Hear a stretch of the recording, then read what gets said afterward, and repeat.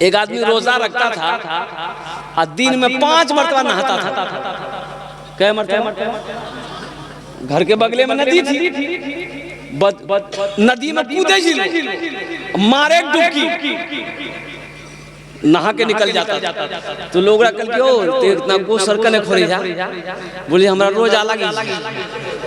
वो दरअसल नहाता नहीं था, वो पानी में डूबी के पानी पी, वो नहाता नहीं था, वो पानी पीता था। लोगों को बताता था रोजा। अब प्यास लगे मार नदी में कूदे, मुंह खोले, पानी पी के बाहर निकल। एक बार बेटा फंस गया, कूदले नदी में, डुबकी मार के खोल के मुंह पानी पी ली, टेंगरा माछो मुंह घुस गई।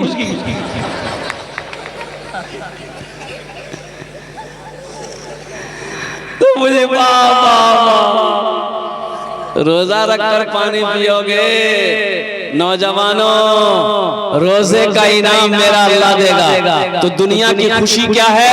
इफ्तार के वक्त में अल्लाह ताला रोजेदारों को जो खुशी अता फरमाएगा, उस खुशी के आगे दुनिया की सारी खुशी फेल है। और दूसरा इनाम जो मेरा अल्लाह अता फरमाएगा वो आखिरत में, आखिरत में अल्लाह जो इनाम देगा वो रोजेदारों को वो इनाम होगा अल्लाह का दीदार। अल्लाह अपना दीदार करवाएगा, अल्लाह अपना दीदार करवाएगा रोजेदारों को अल्लाह अपना दीदार करवाएगा। अल्लाह का जलवा वो होगा कि अल्लाह को बंदा जब देखेगा 50,000 साल गुजर जाएगा, 50,000 साल का वक्त गुजर जाएगा, बंदे की नजर नहीं हटेगी। सोचो मेरा अल्लाह कितना खूबसूरत। बंदा जब अपने रब को देखेगा 50,000 साल गुजर जाएगा, बंदा पलक नहीं झपकेगा। ये रोजेदारों को अल्लाह इनाम अता फरमाएगा, एक दुनिया में एक आखिरत में। दुनिया का इनाम इफ्तारी के वक्त में जो खुशी मिलती है, उस खुशी के आगे सारी दुनिया की खुशी फेल है, बेकार है। और दूसरा इनाम आखिरत में अल्लाह देगा, वो इनाम होगा अल्लाह अपना दीदार करवाएगा। तो इंशाअल्लाह पाबंदी के साथ 300 रोजे रखेंगे इंशाअल्लाह। कितने लोग तैयार हैं? इंशाअल्लाह। अच्छा, रमजान में एक रोजेदार वो भी है, रोजा नहीं रखेगा लेकिन इफ्तारी में सबसे पहले बैठे। बोलो बात सही की गलत? बोलो। इफ्तारी में सबसे पहले वही बैठेगा, अम्मार इफ्तारी के लिए हंगामा उठा देगा। आखन तक नचनी ने ले, आखन तक भूमि ने ली, तो हो जो रोजा छक्के नहीं जा, इतना जल्दी का नहीं। तो जवाब देता है क्या हम काफिर हो गए, हम अफ्तारी भी नहीं करें? नहीं तो पक्का मुसलमान जब अफ्तारी पहले कर। एक रोजेदार वो भी है, रोजा नहीं रखेगा, सहरी भी नहीं छोड़ेगा, सहरी भी नहीं छोड़ेगा और रोजा भी नहीं रखेगा। सहरी खाया करो, ये बरकतों वाला खाना है। सहरी खाया करो, ये बरकतों वाला खाना है। चाहे ये खजूर ही क्यों ना हो, एक गिलास पानी ही क्यों ना हो, मगर सहरी खाया करो, ये नबी की सुन्नत है। सहरी ज्यादा नहीं होना चाहिए, सहरी ज्यादा, हाँ रोजा नहीं तो खराब होने का डर है। अब इसका मतलब नहीं कि रोटियों खेलना, भातों खेलना, गोश्तों खेलना, खीरों खेलना, खिचड़ियों खेलना, सब कोस यहाँ तक पानी बोली पानी यहाँ तक। तो ऐसे ही खाने वालों को बेकार होगा। एक आदमी ऐसे रोजा रख के कर रहा था, तो हमने कहा कि अल्लाह का बंदा सहरी कम खाया करो। बोला हजरत हम मुख्तसर खाते हैं। तो मुख्तसर खाते तो क्या खाया, डिकार ले रहे हो? बोला कि 6 गो पराठा 1 किलो दूध, ये मुख्तसर है। फिर ज्यादा क्या होगा, इसलिए मेरे बच्चों सहरी खाया करो, पाबंदी के साथ 30 रोजे रखने हैं इंशाअल्लाह। शायद शाबान की 26 तारीख हो गई और 4 दिन रहेंगे। 4 दिन के बाद रोज़ा इंशाअल्लाह पहला रोज़ा जो है वो 11 तारीख से हो या 12 तारीख से हो, अब वो चांद के हिसाब से देखा जाएगा, इंशाअल्लाह शुरू हो जाएगा। मुसलमानों जो कमज़ोर हो, रोज़ा रखने से कमज़ोर आदमी नहीं होता है, रोज़ा रखोगे अल्लाह ताकतवर बना देगा। कमज़ोर हो अल्लाह जिस्म के अंदर में ताकत पैदा फरमा देगा। रोज़ा रखो अल्लाह तकवा वाला बना देगा। रोज़ा रखो अल्लाह तुम्हें परहेजगार बना देगा।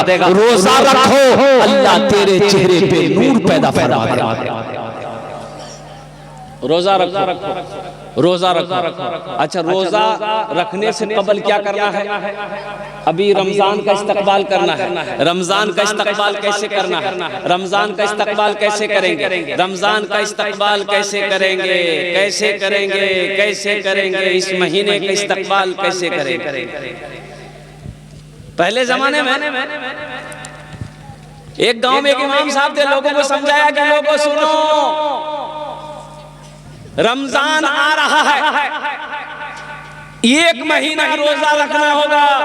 सुबह 3 बजे भोर में खाना खा लोगे, शाम को फिर 6 बजे खाना होगा। कोई पानी में हाथ नहीं लगा सकते, कोई खाने में हाथ नहीं लगा सकते, वो आ रहा है। तो लोग सब कल की तो बहुत खतरनाक चीज आ गई। इमाम साहब पूछल कि किधर से आए? तो इमाम साहब कल की पश्चिम तरफ से आए, चांद के बारे में, चांद निकलेगा रोजा शुरू हो जाएगा, पश्चिम से आए। बोला चल ठीक है, आने दी, हम लोग भी देख लेते हैं कैसे आता है। अब कुछ लोग लट्ठी उठी लेकर के शाम के टाइम बस्ती से बाहर निकल गया कि आने नहीं देंगे, आएगा कैसे? और इमाम साहब ने यह भी कहा था कि रमजान के बाद, रमजान के साथ में ईद भी आएगी, ईद भी आएगी। अच्छा, दोनों को समझ लेंगे। एक ऊंट वाला ऊंट लेके आ रहा था, इन लोग देख ले, बोलो यही है, यही रमजान है। ऊंट के साथ में वो ऊंट का बच्चा था, बोला यही ईद है। दे धुलाई किया है ऊंट वाले के लोगों ने, अल्लाह राम फरमाए। तो इमाम साहब को पता चला, इमाम साहब ने समझाया कि लोगों अल्लाह के बंदो, रमजान का महीना है, रोजा रखो अल्लाह के हुक्म से, 30 रोजे रखना है। चांद देखकर रोजा रखो, चांद देखकर ईद मनाओ, ये अल्लाह का हुक्म है। तो बताइए गया कि रमजान रोजा एक ऐसा अमल है, बंदा अगर करे, बंदा अगर इस रोजा का अमल करे, रोजा रखेगा, अल्लाह इसका इनाम अपने हाथों से देगा। अल्लाह इसका इनाम अपने हाथों से देगा अपने बंदे को।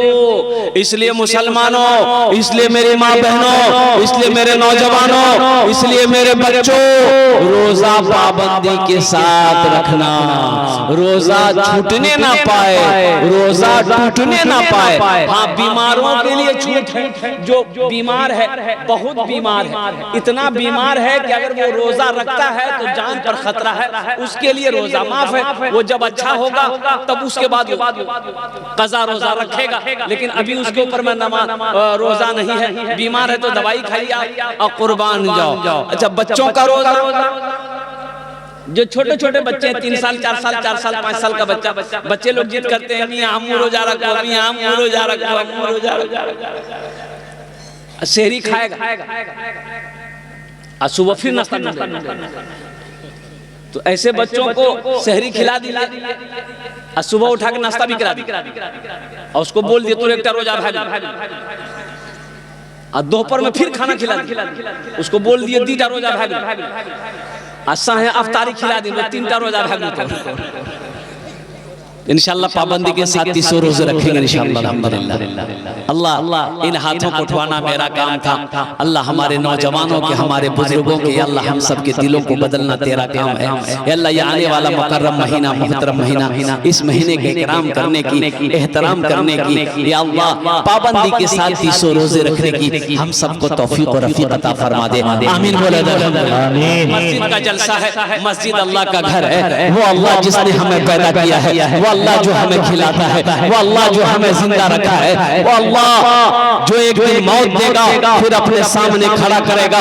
फिर मेरा अल्लाह पूछेगा, मेरा बंदा दुनिया से आया है, मेरे लिए क्या लाया है? मुसलमानों क्या जवाब? बखील जन्नत में नहीं जाएगा। बखील जन्नत में, अरे बोलो भाई, बखील जानते हैं ना? अरे बखील जानते हैं? नहीं जानते? नहीं, बहुत लोग नहीं जाने। ये बखील के 4 क्वालिटी। क्या क्वालिटी है बोलो? बखील कितना हुआ? कंजर, कंजूस, मक्खी चूस। बखील के 4 क्वालिटी है। इसका असल नाम बखील का जो माने कंजूस आदमी, बखील आदमी, मक्खी चूस आदमी, कंजर आदमी। ओहो, तोर खेलता पूरा 1 टका नहीं खेलता। जन्नत में नहीं जाएगा। कंजूस जन्नत में, अरे बोलो भाई, कंजूस जन्नत में नहीं जाएगा। अल्लाह के रसूल ने इरशाद फरमा दिया।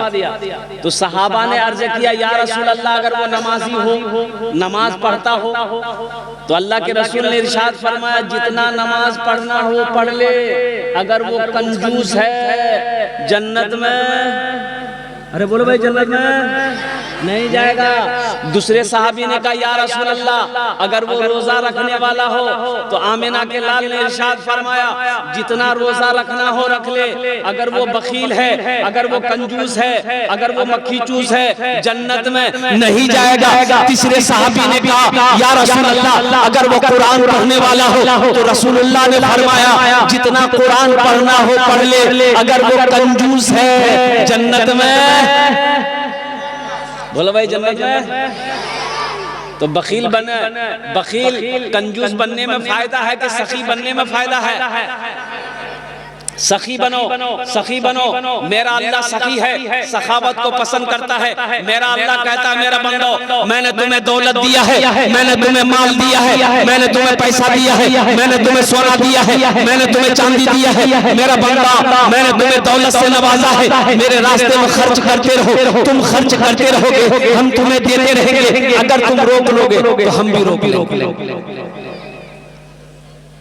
एक बात याद रखिएगा, जो अल्लाह के रास्ते में खर्च नहीं करता है ना, अल्लाह उसको डॉक्टर के यहाँ भेज देता है। कहाँ भेज देता है? डॉक्टर के यहाँ। और डॉक्टर उसको अल्लाह के यहाँ भेज देता है। बोलो जा झमेले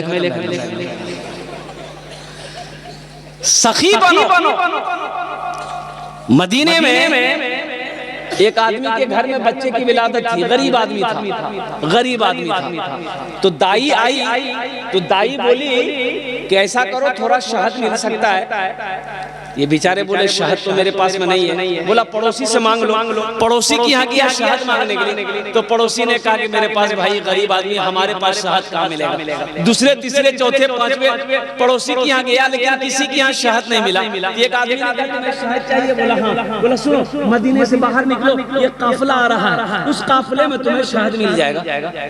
उस काफिले में तुम्हें ये निकले तो देखते हैं कि 100 ऊंटों का काफिला आ रहा। सबसे पहला ऊंट जो वाला जो था, उसको हाथ दिया, भाई रोको। रस्सी खींचा, ऊंट रुक गए। क्या बात है? ये गरीब आदमी कहने लगा कि भाई, मेरी बीवी को बच्चे की विलादत है, थोड़ा हमको शहद चाहिए, मिलेगा? तो ऊंट बान ने कहा कि हाँ मिलेगा, शहद तो है, लेकिन अमीर से पूछना। बोला, पूछ लीजिए, आप अपने अमीर से पूछ लीजिए। तो ऊंट बान अपने अमीर से पूछा कि हजरत, इसको थोड़ा शहद चाहिए, दे दूं?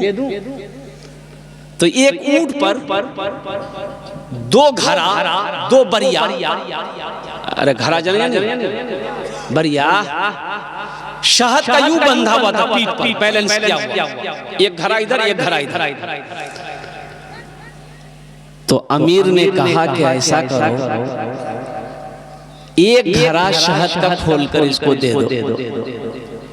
तो ऊंट बान ने कहा कि हुजूर, ये थोड़ा मांग रहा है। तो अमीर ने कहा कि वो अपनी हैसियत के मुताबिक मांग रहा है, हम अपनी हैसियत के मुताबिक दे रहे हैं। सुभान अल्लाह, बोला माशाअल्लाह। वो अपनी हैसियत के मुताबिक मांग रहा है।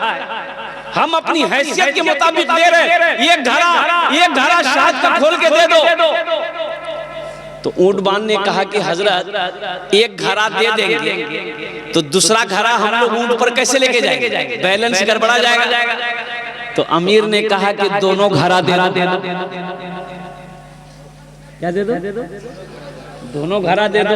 तो ऊंटबान ने कहा कि हजरत दोनों घड़ा दे देंगे तो ये लेकर जाएगा कैसे? तो अमीर ने कहा कि ऊंट भी दे दो। जानते हैं वो अमीर कौन थे? खलीफा सोम दामाद मुस्तफा हजरत उस्मानी गनी रदी अल्लाह ताला अन्हु।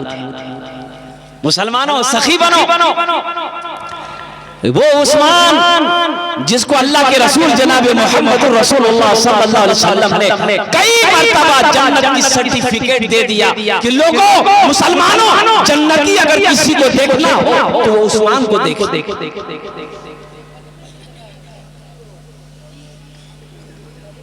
कुछ लोग कुट जमा कर रखते हैं, कुट जमा कर यहाँ चौरों कोठी में टाका सब छोड़कर चला गया। मौत आई मर गया। मौत आई मर गया। जब पता चला ये आदमी मुफलसी आदमी था बेचारा, अरे बाप रे बाप यार, लुंगी ना पीने वो एक तक गमछा लपेटी ले और घरों में रहेंगे खाली धरिया ले। लोग समझ नहीं इतना कमा रहा है अल्लाह का बंदा लुंगी काहे नहीं खरीदता? ईदों बकरीद में लुंगी नहीं खरीदता था वो अल्लाह का बंदा, गमछे पहन के नमाज पढ़ता था। जानते हैं कोई औलाद नहीं, बीवी भाग गई, बीमार हुआ बीवी भाग गई, मिल में काम करता था, मुर्गी पालता था। जब वो मरा तो ये काम किया अल्लाह का बंदा ने कि मरने से पहले अपना घर जमीन मस्जिद में हवाले कर दिया, मस्जिद को दान कर दिया। जब वो मरा उस घर की तलाशी ले गई। अब यकीन नहीं करेंगे 37 लाख रुपया उस घर से मिला, मुर्गी को पूरी से